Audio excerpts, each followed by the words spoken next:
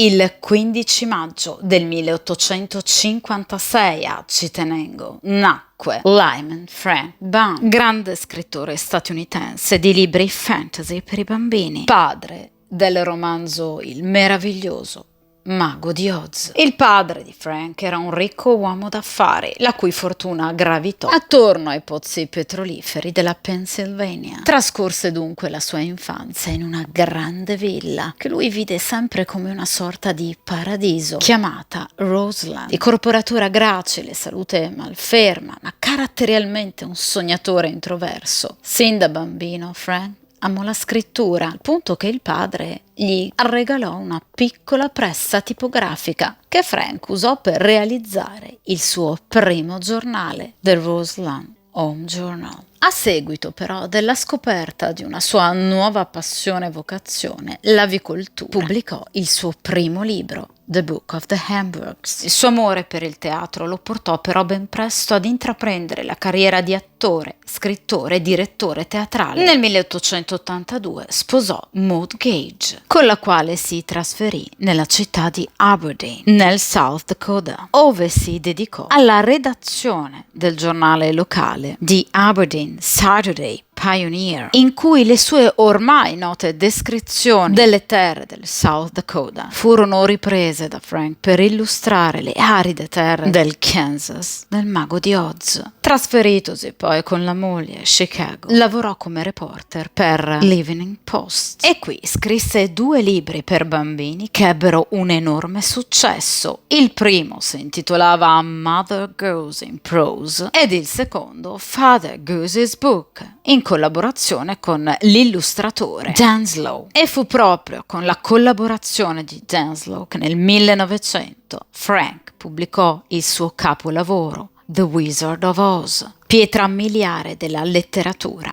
del XX secolo. Fu un successo trionfale a cui Frank fece seguire ben 13 romanzi ambientati nel paese di Oz. Fu realizzato anche un adattamento teatrale del romanzo, musical, rappresentato centinaia di volte a Broadway. Scrisse molti altri romanzi fantasy ambientati in molte altre terre magiche, pubblicati con vari pseudonimi, sino alla sua morte, avvenuta per ictus a soli 62 anni. Oltre dunque ben 14 opere inerenti al meraviglioso mondo di Oz. Egli scrisse 41 romanzi, 83 racconti, oltre 200 poesie e 42 sceneggiature. Con queste parole si congedò alla moglie e alla vita. Ora possiamo attraversare le sabbie mobili.